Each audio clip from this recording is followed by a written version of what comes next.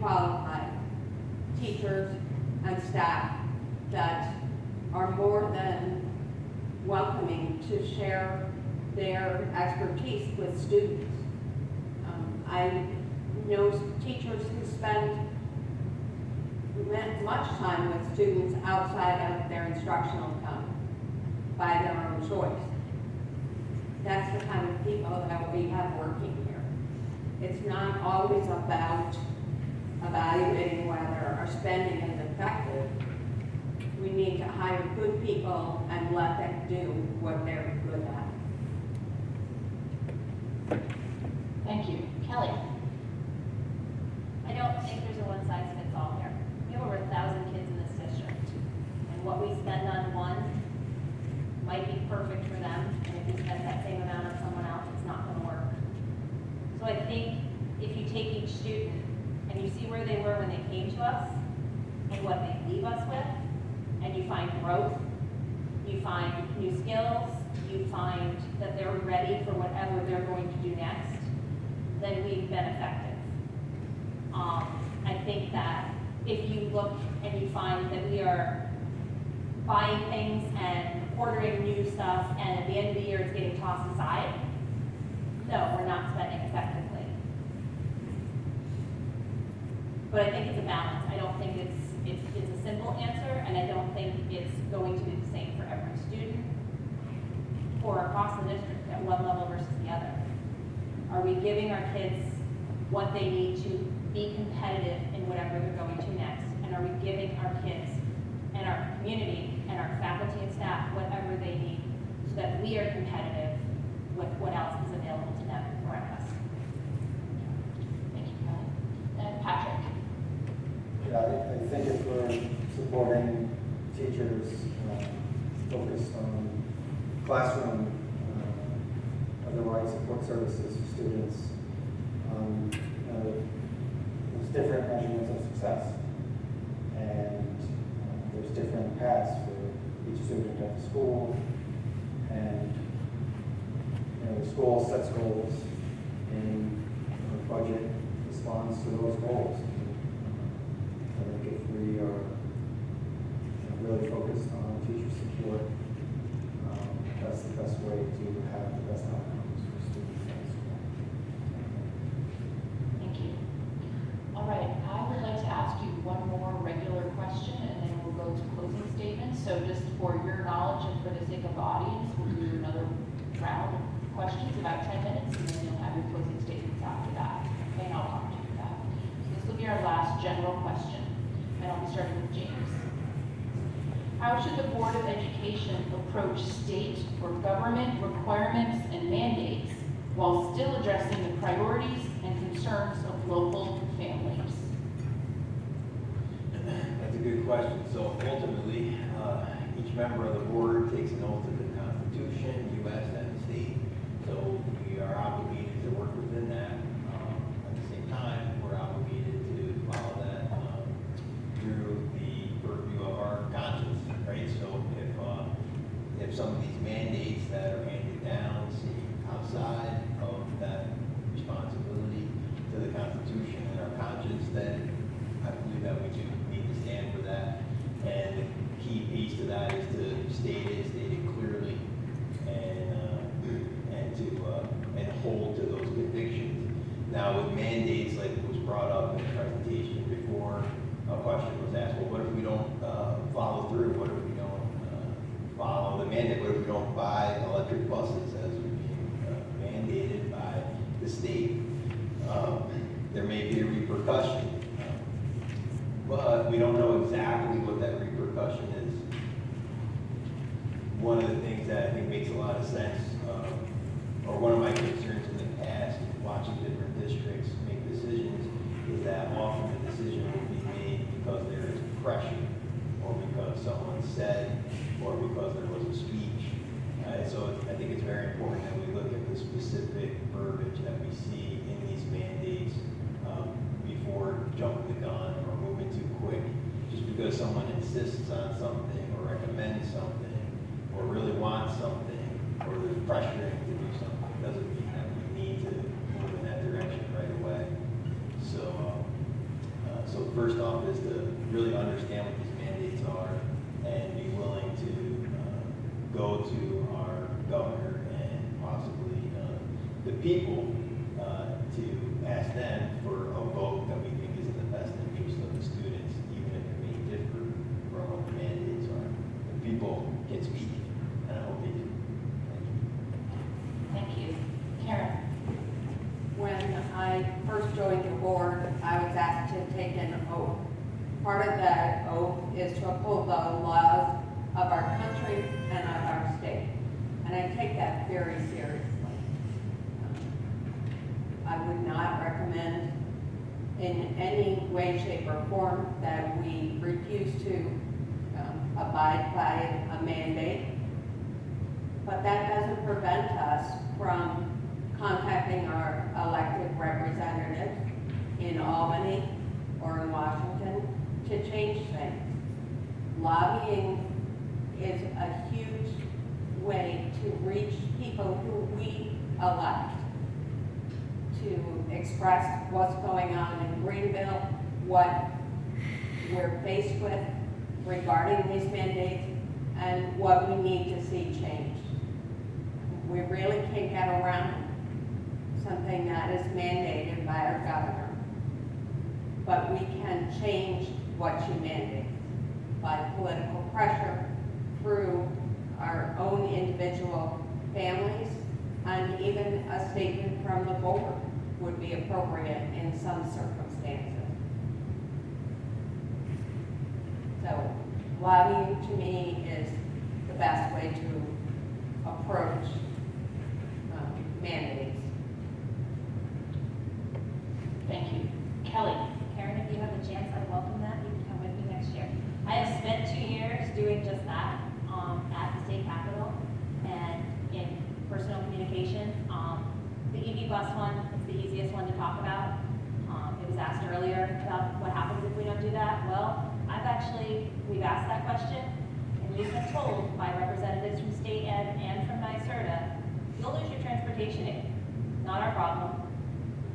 What do we do with that? Well, I have spent a lot of time on the phone, in person, in writing, with not only the lawmakers that are legislators for this area, but statewide, the education committee, and so on. The more voices we unite and put together, and trust me when I tell you, a room full of 300 board members angry about a mandate is pretty entertaining. The louder our voices, the more pressure we put on the state, the better our chances. But to make the choice at this level, the 7 of us, to decide to defy a mandate from the state, that's only going to hurt the kids in the district and the community. That's a lot of money to play with, and I'm not willing to do it in that way. If I have a mandate from the state, I have a responsibility, but I also have a responsibility to go and speak up and make change the way that I can without it hurting the kids here. Thank you, Kelly.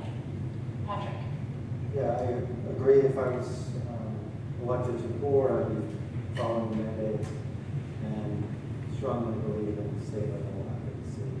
I think some of the issues we talked about earlier at the budget hearing, the EV mandate, that's something that we really should be strongly advocating at the state level as a community to make sure that we're able to move forward with that within our budget. It's a very complex issue, and we really need to get the state to support schools much better in that area. Thank you. Eric? So, again, state mandates are mandates. It's not really optional. As a board member, you take the oath and you say you're going to uphold the law. So, if it comes down, I, as a board member, I'm going to follow the mandate. But, as everyone else has said here tonight, that with your voice, or our voices, we're going to all be and make our voices known about the mandate. As individuals, we can do something in Albany. Lobby and tell your representative what you feel and why and all the reasoning so that maybe it doesn't happen. But as a board member, when it comes down to about $16 million worth of aid, I'm not gonna say no to that, because that just means we, the taxpayers, have to pick it up. And as Kelly said, they said, you lose your transportation, it just is. So I'm gonna do what the mandate says. Thank you. Thank you. Turn and face the audience here. You saw me turn around a minute ago. I was just doing a mental count of how many folks were here. So that's why I was giving you all the side eye there. We've finished all our questions for the candidates. First of all, big round of applause for our timer who is multitasking. It's a hard job. But really, we want to thank the League of Women Voters, and I'm sure I can speak for the candidates on this. We'd like to thank the community for submitting such amazing questions. These were really solid questions that were posed tonight, so thank you to all of you or your neighbors and friends and community members who submitted questions. So thank you again for attending. If you have any questions about the League of Women Voters, League of Women Voters is open to anyone, including not women, anyone who is 16 years and older. So please consider thinking or learning about the League. Thanks for inviting me down here from Albany County to support this event, and thanks to your PTSA for hosting this event tonight. And now for closing statements. Each candidate will have 2 minutes, and going in the same order of our drawing lots from the opening statements, Patrick will start, and then we'll go from right to left down our row of candidates here. You'll have 2 minutes. Thank you, Patrick. Okay, thank you. So again, I have 2 daughters at the school. I was in kindergarten and 7th grade, David and Hilda. And,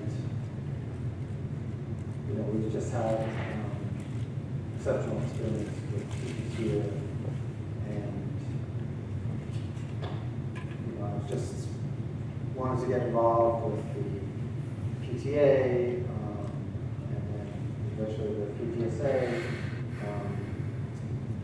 I have 2 older daughters, and when they were in school, I spent a lot of time at the school, strongly involved with the PTA there, school leadership team, and through that eventually joined the school board in the Bronx, and that was my thought here. I would just get involved slowly in the school, and eventually, maybe something like this would open and consider. But at this moment, since we're about to hire a new superintendent, I thought, I have 30 years of experience working with nonprofits, over 10 years working with school boards and educational committees. So things, working on budgets, facilities management, I've supervised or evaluated a lot of superintendents, hired administrators. So I think the board governance, the EV mandate, work with facility planning, and I think those are the things that I can bring to the board, and I hope you'll consider voting for me and definitely come out in it. So thank you. Thank you. Eric. First, thank you for coming out and sharing your time with us. Everybody's time is of value, and just spending the time with us is important. I'm going to repeat myself a little bit from what I said earlier. I have served our community as a board member for the past 6-ish years, and I'm asking for your vote so that I can continue to serve for the next 3 years. I believe we as a board have been fiscally responsible with past budgets and projects. I will be the same me. I'm not going to change, so this is what you get. No surprises. Please reelect me to the Board of Ed. We are currently searching for a new superintendent. I hope I can continue the process with your vote. I thank you for your trust and support. Reach out to me if you have questions. And most importantly, and I do mean this from my heart, please come out and vote. Support the budget, the buses, the capital reserve, the libraries, and vote for Eric Herbstreit in 2 weeks on May 19th. Let's keep Greenville Central School District green. Thank you. Thank you. James? I also want to thank everyone for coming out. And again, Mrs. Reed, thank you to the league. I know, as everyone here can see, there's not a ton of people here, so you're among a small percentage. I know I appreciate you, and I think everyone here does. There's not as much participation at board meetings, so hopefully you might want to attend a couple of those as well. And thank you to the people watching this tomorrow on video. Again, a couple of my goals if I was to get on the board would be really to see through this process of the superintendent search right in the middle of it. It's been interesting, and I'd really like to see that through. So I hope I might get that opportunity. And again, I hope that I can also be a bridge for all stakeholders in the community. I hope that folks would feel that I am approachable with whatever topic you might want to come to me with, whether you think I would agree or not. I certainly want to research and understand it and be of value for the whole community. And I think that since being appointed to the board, I'd like to think that I may have helped foster some good discussion, and I'd like to really continue to do that. I may have a little bit of a different perspective than some that have been on the board before, and I'd like to think that we'll have a good combination of different folks and different perspectives. Iron sharpens iron, and I'd like to see those differing personalities and different perspective come through to get the best results for the school. Thank you very much, and hopefully we'll see you on the 19th. Thank you. Bye. Thank you. Karen? Someone pointed out to me not long ago that I have been attending board meetings for 25 years. Since my husband was transportation supervisor, it used to be date night at our house. I would come and sit with him at a board meeting, and we'd go out for ice cream afterwards. I promise I'll take you out for ice cream. But on a serious note, I feel like I could bring some institutional knowledge to the seat on the board. I have worked at Greenville for 20 years. I've seen a lot. And I hope that I've learned something along the way. But I also like to think that I bring a new perspective.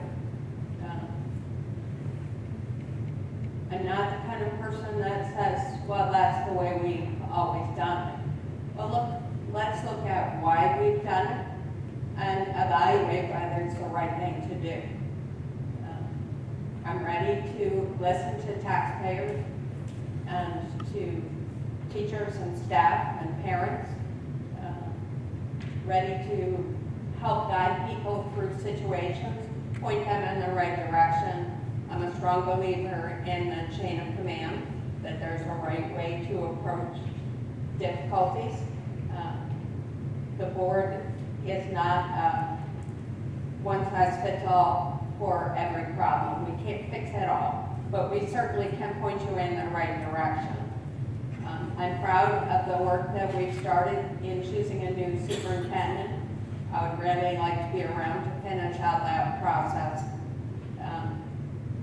We have an opportunity here to choose someone who will guide our school district, hopefully for a long time. Thank you. And Kelly? When we started this evening, I rattled off a list of the things I've been involved in the district. Behind that, there's hours, months, and years.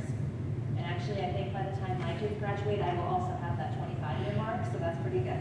But that time has been spent getting to know some very different kids. Time spent hearing stories, seeing processes, getting to know the families behind those students, and the employees of the district. I've seen achievements and struggles, pride and frustrations, constants and changes.